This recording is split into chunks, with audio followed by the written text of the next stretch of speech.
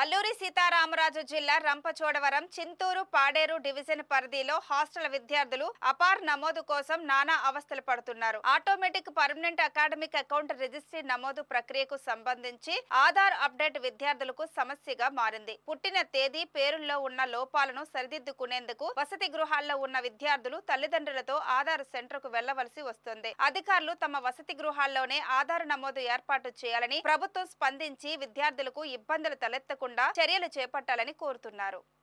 అపార ఆధార్ ఇప్పుడు కొత్తగా చేస్తున్నారు సార్. దానివల్ల మేము ప్రతి ఒక్క స్టూడెంట్ కూడా ఇంటికి వెళ్ళాల్సి వస్తుంది సార్. ఇంటి నేమ్ కానీ లేదంటే పేరు కానీ ఒక స్పెల్లింగ్ మిస్టేక్ ఉన్నా కానీ దానివల్ల ఇంటికి వెళ్ళాల్సి వస్తుంది సార్. మా పేరెంట్స్ కూడా సరిగ్గా దాన్ని ఎలా క్లియర్ చేయించాలో ఎక్కడికి వెళ్ళాలో తెలియదు సార్.